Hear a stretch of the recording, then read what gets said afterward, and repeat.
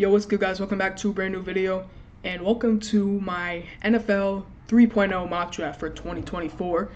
And yeah, the last video did amazing. It's over 1,000 views right now. I think it's at like 1,040 something. But we're focusing on this right now. Changes in the draft order: the Giants drop down from 5. The Commanders jump up from 7, I believe. The Buccaneers jump from 10 to 7, and then Saints jump from 19 to 12. And then you have the Falcons dropping from I don't know where to 19. So there are definitely a lot of changes, and I think this should be a fun one. I'm going to have a lot of new players in, maybe some controversial picks, we'll see, but we're starting off with the Bears at 1. And I've seen ESPN or whatever First Take saying that they should go Caleb Williams here. And if I'm a Bears fan, here's what I'm thinking. Justin Fields has not looked bad his last 2 games. Last game against the Vikings, no passing touchdowns, no rushing touchdowns. He had 2 fumbles and a interception. But overall, it was not a bad game for Justin Fields. And first of all, the plays that they're calling with the screen passes, the RPOs, they don't try to get the ball downfield. And honestly, I don't think that's Justin Fields' fault, especially what we saw at Ohio State, how he was able to stretch the field. So I'm going to blame that on the OC right now and the head coach. Both of them, I think, are not amazing coaches. So I think the main thing we need to get for Justin Fields right now, and a player who could definitely go number 1, I think I'm going to go Marvin Harrison Jr.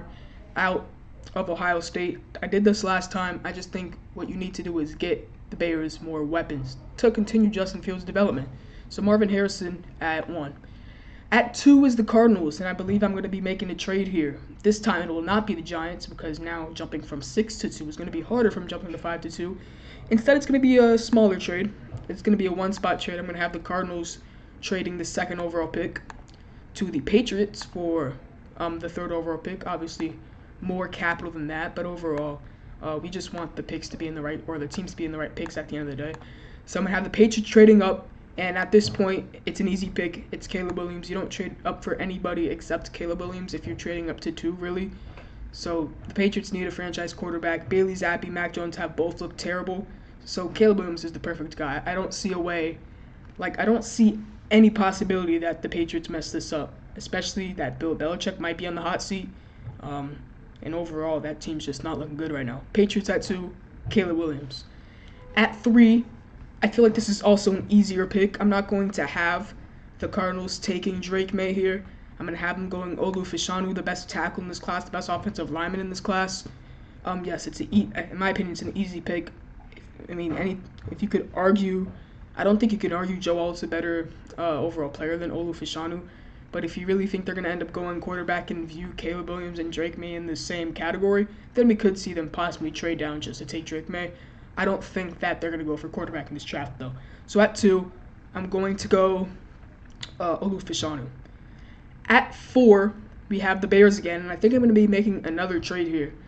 After getting Marvin Harrison Jr., the Bears could look at possible edge, possibly cornerback if they want to look at Kool-Aid McKinstry, but I feel like 4 is too early for him.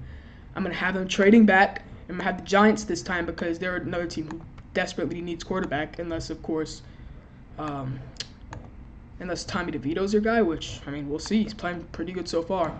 But Giants trading up to 4. They're just going to be trading up for a quarterback. Trade was declined. I must have did this the wrong way. I'm going to have the Bears trading to the Giants because obviously the other way does not work. But yes, Giants obviously trading for a quarterback. You should know who it. I keep messing this up. But Giants trading up for a quarterback. You should know who it is.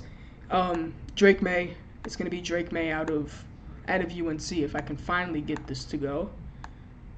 Okay, and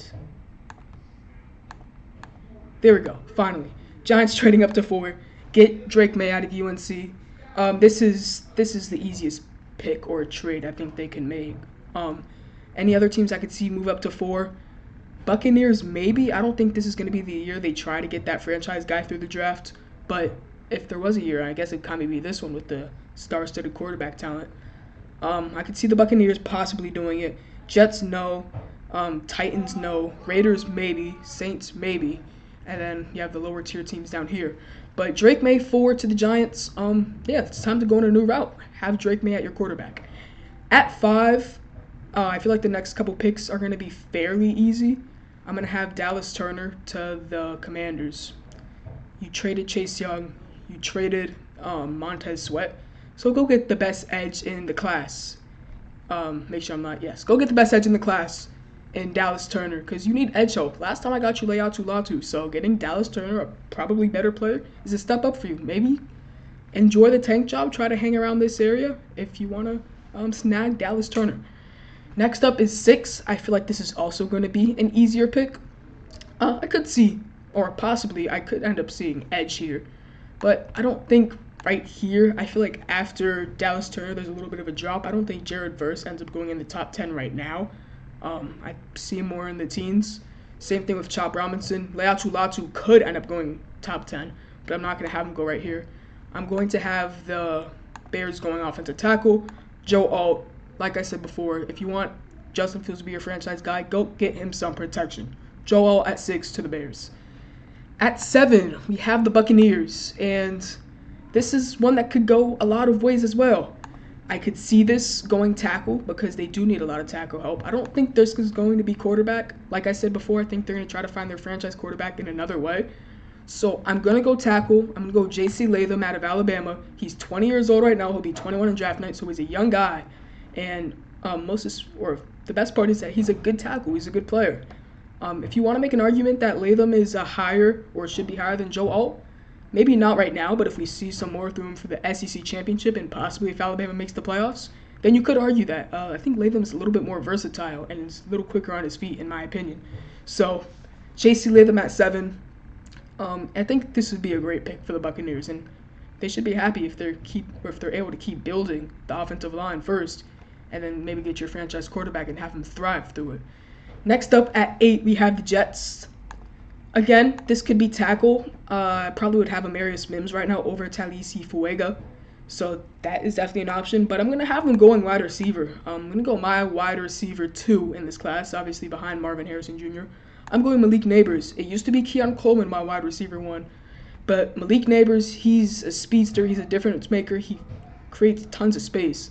And getting Aaron Rodgers help, especially if it might be his last ride next year, nothing more than you can ask if you're a Jets fan. 8, Malik Neighbors to the Jets.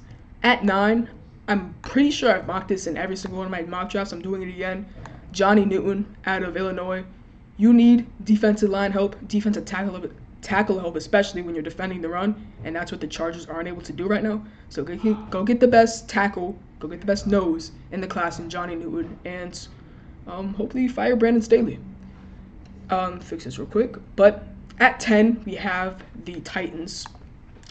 If we want to build around Will Levis right now, there's one way to do it is get a receiver. I'm looking at Keon Coleman and Rome Odunze. But I'm going to have them end up going, I think, tackle. Maybe not tackle. I don't think of Amarius Mims right now. I'm going to go Brock Bowers out of Georgia. It's a guy who can block. He's one of the best blocking tight ends in college football right now. And we obviously can know what he can do on catching the ball. He's a great route runner. He creates space like nobody else in this class when it comes to tight ends. In the open field, too, he's a speedster at the tight end position. So Brock Bowers is such a versatile player. And at 10 to the Titans, they're getting a good one right there. At 11, we have the Raiders. And if you think Aiden McConnell is your franchise guy, you need help because he's not your franchise guy. I'm going to go J.J. McCarthy out of Michigan. He had a pretty good game against Ohio State in the big game rivalry. It's probably going to be not an amazing game against Iowa on Saturday because Iowa's stifling defense. I mean, that's what they're known for. They're known for scoring 2 points a game, and they're known for having a great defense. So maybe not the best game in the Big Ten championship, but if they end up facing one of these teams who give up higher scoring games like Texas, I'm talking about in the playoffs, if they end up being the 1 or the 2 and they end up playing Texas at the 4, we could see a higher scoring game, better game out of McCarthy. But McCarthy is a good prospect. I've seen comparisons to Joe Burrow. I don't really agree with that because Joe Burrow is a different monster in his own, especially in college. So I'm going to have J.J. McCarthy 11 to the Raiders. At 12, we have the Saints. And I think I've seen enough, personally. As a Saints fan myself, I'm going to go Jaden Daniels out of LSU. And someone might say that this is a reach, that Jaden Daniels should not go this high, but I've seen this offense play, and you can blame the offensive coordinator as much as you want. Pete Carmichael should get fired, but at some point we have to find a better quarterback, a quarterback who fits into the more modern NFL, like Jaden Daniels. He's an elite dual threat quarterback, and in my opinion, he's the Heisman so far this year. I have Jaden Daniels 12 to the Saints. At 13 is the Packers. I think this is where I'm going to go tackle Amarius Mims out of Georgia. They need offensive line help. Their offensive line has been banged up throughout the whole year. David Bakhtiari, Elton Jenkins Elton Jenkins can basically play anywhere on the line. But, get Amarius Mims. Could he be a replacement for Bakhtiari? Not right away, but I really like Amarius Mims out of Georgia, and I think he could definitely go around the teen range in terms of drafts range. Next up at 14, we have the Rams. Can this be quarterback? Possibly. Offensive tackle is one of the needs. I don't think Talisi Fuega goes this high, in my opinion. I think he's definitely more in the mid-20s range. They're saying edge, but like I said before, I'm not so comfortable in having Jared Verse right here. So I think I'm going to end up going quarterback. Matthew Stafford's 35 years old, and yeah, he had a good game against who did they play on Sunday? I know he threw a good game against the Cardinals. He had a great game. I think he had 3 touchdowns or 4 touchdowns and 1 interception. But at some point, you have to realize he's 35 years old, and we're getting to a point where we see quarterbacks like him retire. He's been banged up throughout his career, so would not be surprised to see him retire.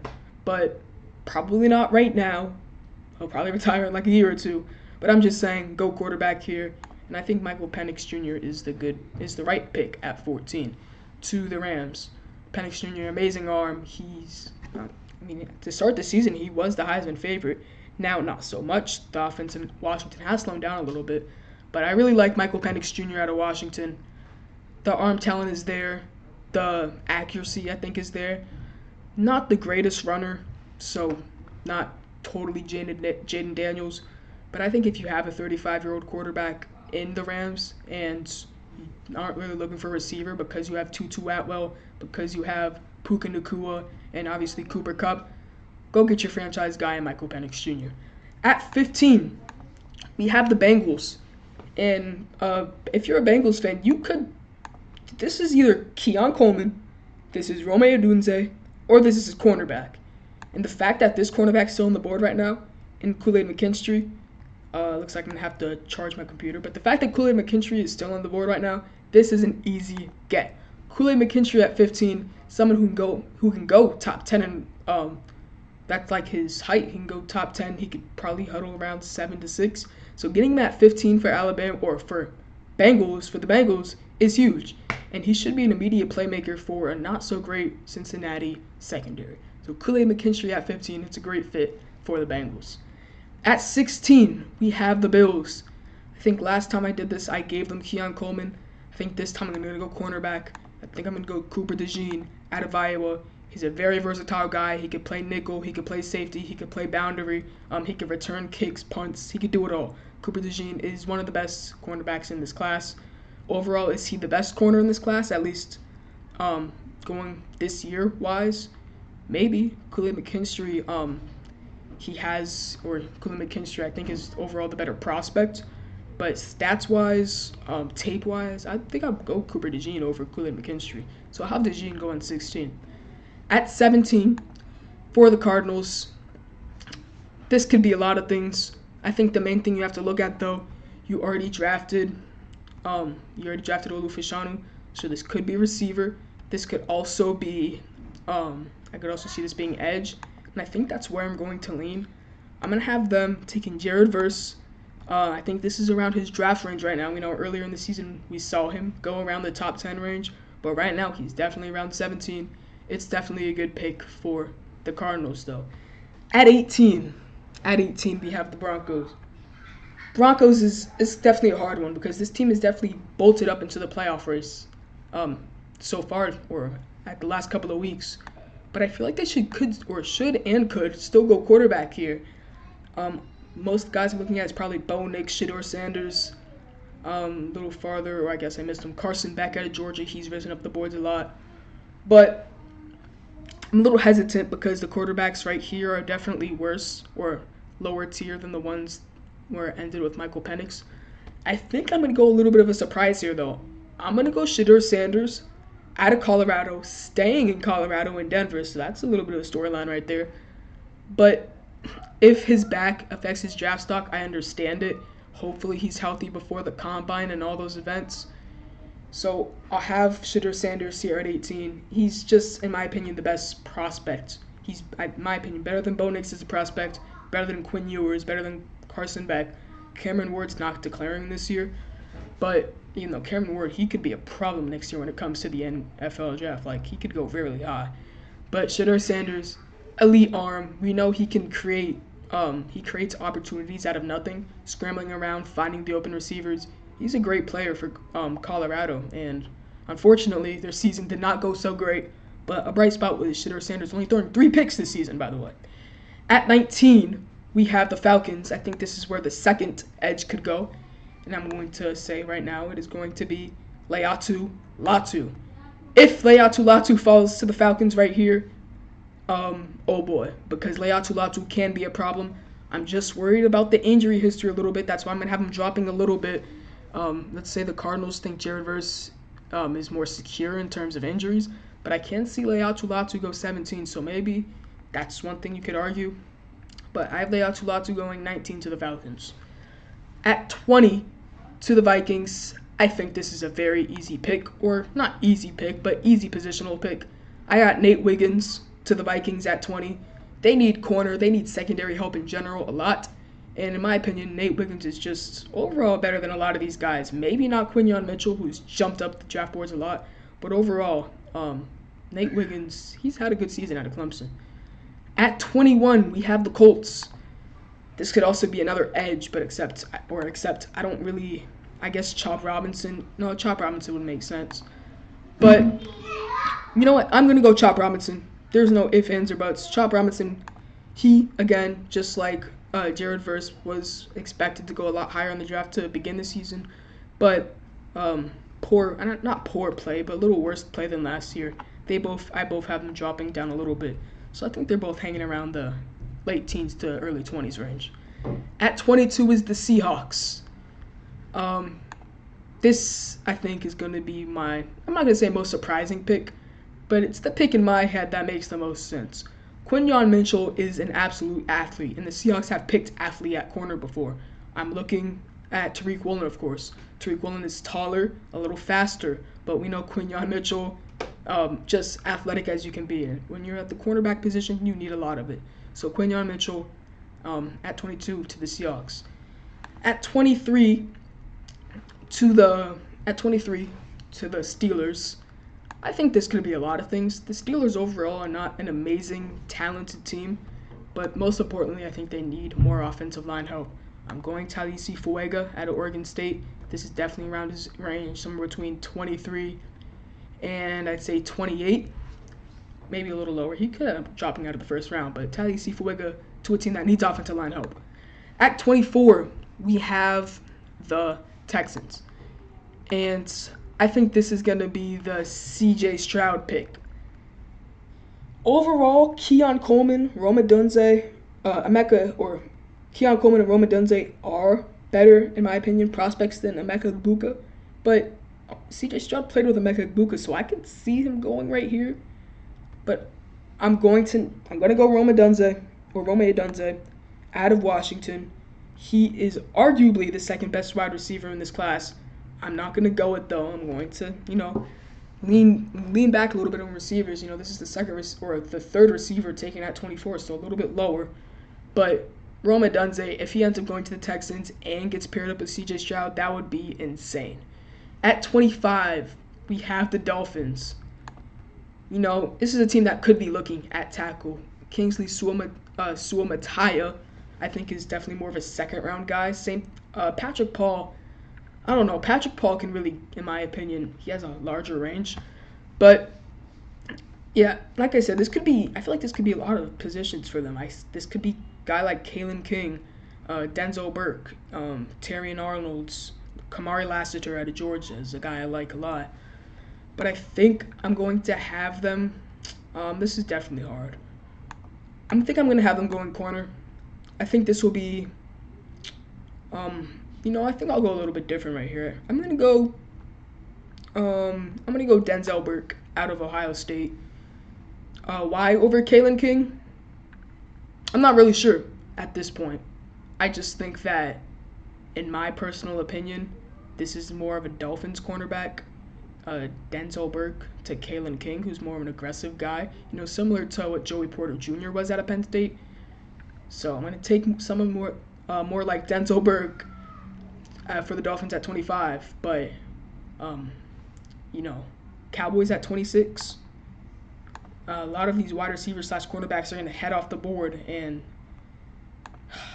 if Keon Coleman really ends up dropping to 26 and right into the Cowboys' lap, that would be crazy. And the fact that I have it happening is even crazier. I have him at 26, and I think this is where we could see a little bit of a run of wide receivers. Lions at 27. Give me Emeka Egbuka immediately. The fact that he dropped to 27 is crazy in itself. Jags at 28. I'm going to go Kalen King. Another easy one for me. At 29, with the Chiefs, I'm going to have them go receiver, but I'm going to go down a little bit, have to scroll down a little bit to get Brian Thomas Jr. out of LSU. He's a big guy, 6'4", so it's a very good fit for the Chiefs, getting a bigger guy to catch the ball instead of what they got Kadarius Toney right now, Sky Moore, two guys who are not the tallest. So get a bigger target for Patrick Mahomes, and I feel like Brian Thomas could be a target machine in his first year if he ends up going to the Chiefs. Now here at 30, this is going to be tackle. I think I'm going to end up going Kingsley Suamataia at BYU. It's just a fit need. You need to get tackle. Kingsley Suamataia right there. Go pick him. At 31, can this be corner? I kind of want this to be corner, except I think with the last pick I'm also going to go corner. So can this be my Terrion Arnold, Kamari Lassiter last two picks right here? I think this will be. I'm going to go Terrion Arnold. Yes, I'm going to go Terrion Arnold right here at 75. Or not 75. He was ranked 75 to the Ravens. And at 84, what do you know? Eagles drafts another Georgia player and go Kamari Lassiter. So there's my mock drafts. Definitely an interesting one. I made some trades up. I had the Bears trading down. I had the Cardinals trading down one spot. One thing I might regret, not a little bit, but something I might want to change, maybe Leatu Latu. Like if I go to a NFL mock drafts right now and see where, just the first one, and see where Leatu Latu ends up going, I'm going to guess it's probably a lot higher. Got him going 1 to the Bears. So that's very interesting. Never really expected him to go 1. So him dropping tonight, wow, this is a crazy draft class. What? Olu Fashanu dropping to 7? Okay, this is definitely a little interesting. Yeah, this I don't really like this in my opinion. Any other crazy? I mean, Xavier Legette at 18 over a couple of other of those wide receivers would be interesting. I like Xavier Legette though. He can go in the first round in real life. Bo Nix, Dallas Turner dropping to okay. I think we're going to be off of this. So here's my mock draft. I don't think Leatu Latu goes 1 in real life, but he's definitely somebody who could end up going higher than 19. Thanks for watching, and I'll see you next time. Peace.